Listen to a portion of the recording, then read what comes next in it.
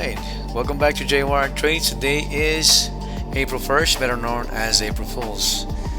Hopefully today the market did not make a fool out of you and you were prepared to attack it, to see it before it started forming, to know what was going to happen.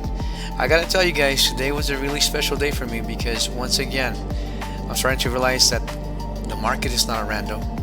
It gives you clues and you just have to know what you're looking for. With that said, as always guys, everything that I share on this channel is for educational purposes. It's not financial advice, but if you want to learn market structure, if you want to learn auction theory, equilibrium, to learn how to trade like the big institutions do, you're in the right place. Please hit that subscribe button, like, share, and comments, and join my journey. Alright, with that said, let's go ahead and get started guys. Today's session gave us a powerful lesson in understanding true continuation versus expected repair behavior. Okay, continuation means that we're going to continue going up in a certain direction. A repair means that we're going to come back down to a certain value and then the move will happen. Alright, New York today guys opened far outside of value with structure all aligned already. It was already aligned. POCs were above value, mids were above value, price position and strength. At first glance though, the expectation was for a deeper post-migration repair, but the market revealed something different. Okay, pre-New York repair was already completed during London. That's a big clue. New York AM delivered a continuation expansion move. Post-migration interaction was minimal, wick-based, and I'm going to talk about that specifically because it was not body acceptance. And I'll tell you what's the rule behind that. Structure remains strong, allowing for price to continue basically going higher.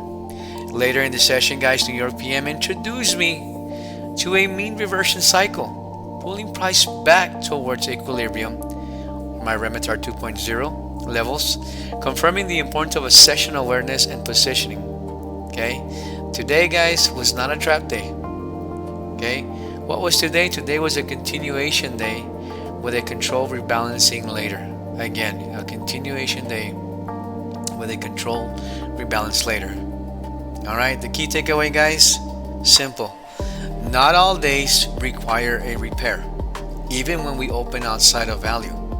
Sometimes the move has already been prepared before New York even opens. Alright, so with that said guys, let's talk about it. Alright, so today guys was one of those days that can trick you if you're expecting a repair. Alright, but the market had already done the work before New York even opened.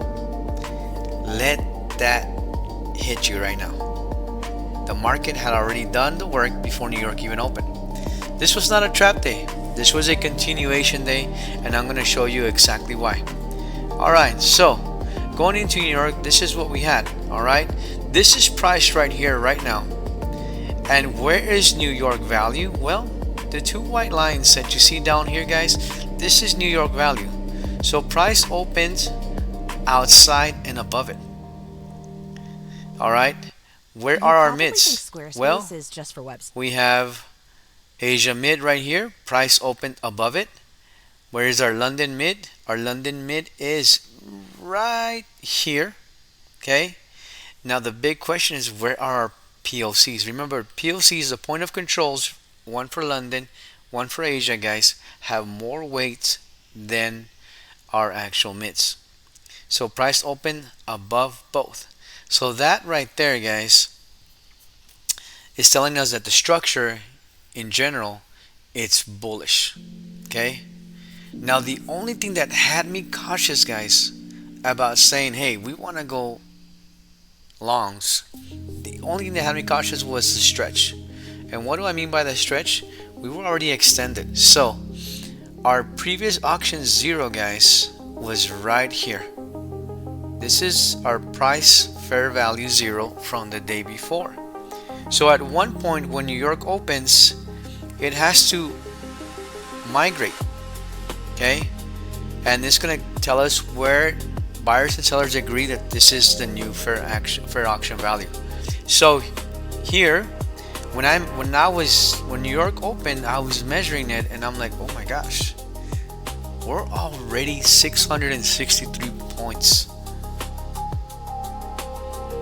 away. So that means that price was overstretched. In fact, when it migrated, guys, we are looking at 715 points, 720 points. Definitely a big move there.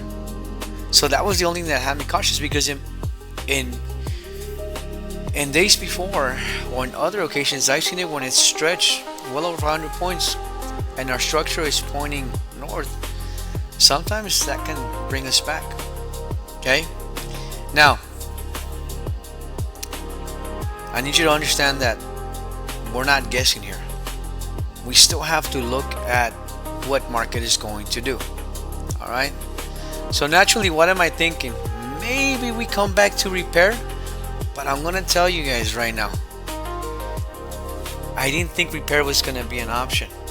Okay, and the reason why is because the value was again quite far, 313 points right here.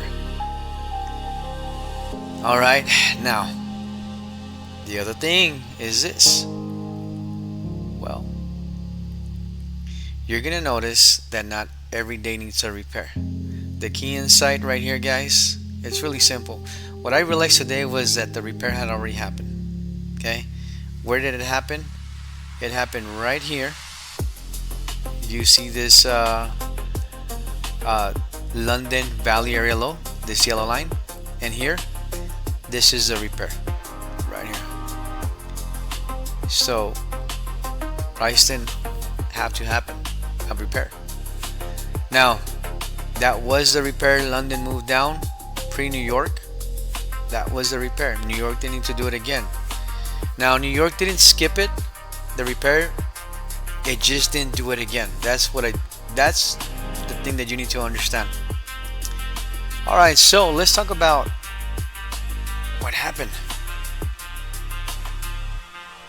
All right, guys, so right here, as you can see, once price opened, we had a small dip here.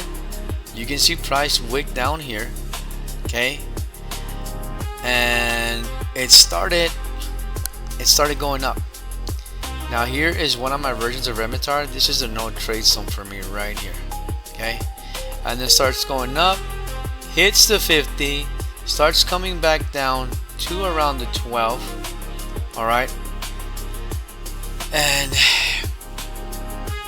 you'll notice that it starts going up past the migration 0. Okay, and then at one point price decides to come back to the 0. It only wicks it.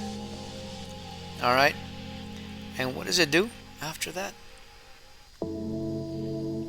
Price decides to go up, makes a move, continues. Okay, and then the expansion. Now I want you to notice one thing, guys. We didn't get a full body interaction here in this specific area. When price came back to auction 0 before the move, you'll notice that it was only wicks. All right, now this right here told me, guys, that this was strength, it was not repair. But I will tell you the rule that I found out today. All right, because honestly, guys, I was expecting for the bodies to come, say, through here and then go up. Whenever market opens outside of New York value and it's gonna come back and do a interaction with the 0, with the auction 0 before the real move, the expansion, it does not need a full body interaction. Okay, now when price opens inside value, inside New York value, then you need to confirm with entire bodies, okay, coming down and then up, and that your actual move begins. Okay, now guys, I'm gonna tell you right now, I did take 2 profits, actually three trades today, excuse me. All right, now I'm gonna tell you guys right now, I took 2 trades. The first one that I took, guys, was initially when market initially opened, and I saw this candle with displacement, but not only displacement, but I saw that we were coming out of my Remitar 2.3 version that's giving me this cloud-like figure here. This is telling me we're no longer in the danger zone. Once I saw that we were going out of it, I took a long. Now the reason I took a long is because I'm beginning to understand that there's a certain behavior, a certain pattern, okay, when it comes to opening outside of value. And so here it gave us what we call the fake move. Okay, now I'm gonna be honest with you guys. As soon as I saw the fake, as soon as I started, we entered here, I think I targeted something below the 50 and made a quick scalp because I knew that's not the move of the day. In other words, I'm not gonna get in here and let it come back, all right, and then give me all this drawdown, could possibly give me a hard time. And what if it turns around on me and it starts going in the opposite direction, right? So I decided to exit out. Once I saw price was coming back, and it was coming back into auction zero, I basically targeted the edge of auction zero, came in, got another one here. Between the two trades, it was like $1,200 with the 15 contracts. Okay, micro contracts, by the way. All right, so came back in. I was technically done for the day, but I was waiting for that move. Okay, and I was ready to take that third trade, to be honest with you. I saw price coming back into the no trade zone, coming back out, and I knew at that moment that once we passed this auction zero, there was a good chance that it was going to come back. Okay, it was going to come back and do the interaction, and then the move would take off. But again, I was waiting for a full body interaction here, not just the wicks, and I missed that. Okay, again, I didn't know the rule. Now you know the rule. When it opens inside value and it's a rotation by design, a rotation by definition, you must wait for the interaction. Okay, especially when we know there's a potential expansion after the rotation. All right, when it opens outside of value, it's just the wicks. Okay, so anyways, so honestly guys, I was being cautious here. All right, I was being cautious. I didn't fully trust the continuation yet. Okay, still learning to understand that trust, right, with your own system, your own edge. Okay, now I did see that at this point you can see Remitar's 2.0 green line. All right, I saw that we were beginning to get out of it, and my three other Remitar lines, my three lines here from Remitar 2.1, I saw that it was starting to go up. I'm like, I think I missed it. So anyway, so price kept moving. Okay, I saw this rejection at some point, and this was an indication that technically at this point you can join the actual move. Okay, I did not at that point. Now I will tell you right now, before I go further, okay, there was something that clicked in me here today.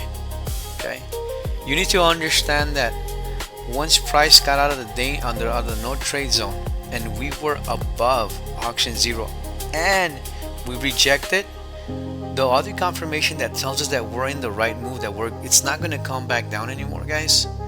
Right? At least from what I've been seeing here is that we had our POCs below us, our point of controls, telling us there's no more business down here. It's time to go up. Okay, so price holding above the POCs, price leaving the danger zone, structure staying strong. At that point, I knew it wasn't a repair day. Okay, I need you to understand that. Okay, now today I got another major lesson today. All right, so right around here I got eager. Okay, like I said, I want to take a trade. I felt like I had missed the move. Okay, and there's that part of me that's like, I already took two trades, I don't want to get back to market. But today there was that urge for me to take that third trade, and I gotta tell you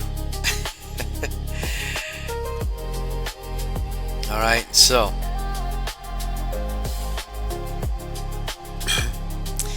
when I took the trade here, I took a long, and I forgot that we were about to close New York AM. And when I literally took the trade. I think it was in this candle or this candle. I can't remember which one it was. And then I saw New York PM started. My eyes just popped open because that's when I saw my Remitar 2.0. These are my lines that become flat. And one thing that I've learned is that price will come back to them eventually.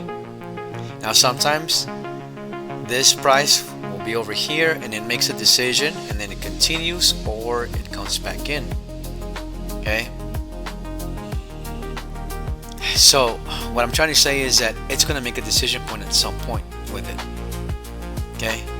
So I realized at that moment, I'm like, nope. As soon as I get break even, I'm going to get out. And I'm going to be honest with you. I saw that we had some drawdown here. I almost got out of it. I had a take profit around here. Okay. Barely missed it.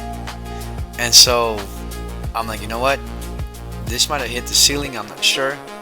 But I'm going to look here at my other bands on Remitar. If I get 3 or 4 bodies to come back passing my last green line, I said I gotta switch the position.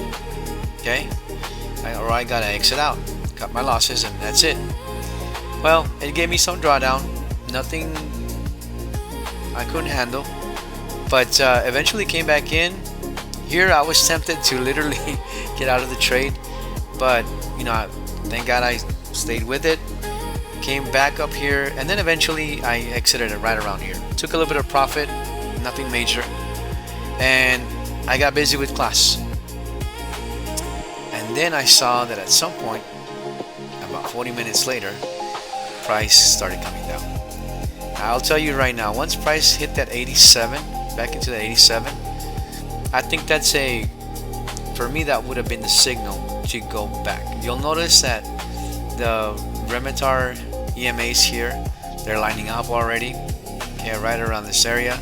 But the 87 is more of a confirmation. You'll notice, what did price do? Goes straight through my first green line, comes back, does a pullback to it, and then goes literally almost straight to Remitar, goes past VWAC, goes into Remitar auction 0, does a rejection, and then literally goes to the edge of it. So the mistake here, guys, for this particular trade is I forgot about the New York PM transition. I don't take a trade, right before New York PM, because Remitar 2.0, these lines are going to help me determine if we are close to entering a trade and in what direction. Okay. If it's going to continue, for example, today, if the expansion was going to continue, or if it was actually going to reverse. Now, I'm going to be honest with you guys. When I saw this line down here, my gut intuition just told me it's not going to continue. Okay, it did a little bit of again, a little interaction, range compression, and then eventually started to drop. Okay, I recognized the compression, saw my Remitar 2.0 levels down here, and that's when I knew price had to come back. Okay, so guys, the big lesson, here's a takeaway from today. If the market already repaired before New York opened, which it did right here, okay, and it also did over here, you can see that VWAP interaction there. It doesn't have to, don't expect for it to do it again. Okay, don't expect to do it again. If structure is aligned already, price continues, it doesn't rotate. Okay, it wasn't going to rotate today. All right, session timing matters. AM and PNs are different markets, guys. All right, you need to understand that. When your PM starts, guys, it's either going to expand or it's going to reverse. All right. Today was a good day overall. All right, not just because of the profit, okay, but I understood the market better. Okay, we're getting closer step by step, and that's the reality, guys. The more you see it, the more you start to understand structure, the more you start to understand that the market's going to give us a different disguise every day, but in the end it's going to have the same behaviors. In other words, it's going to look for value All right, when it finds the value, it's gonna stay there for a while, and then it's gonna explore. Okay. All right. I hope that you have found this video useful. Remember to look at the pinned comment on this video. Not only am I going to have a detailed journal as to the day, but the very first line is going to be a link to an actual picture of pre-market, of pre-New York, that's going to show us where price is compared to value, compared to the mids, compared to POC. You study that, you see how that affected afterwards, then you'll start to connect the pieces slowly but surely. All right. With that said, guys, we'll see you guys on the next one.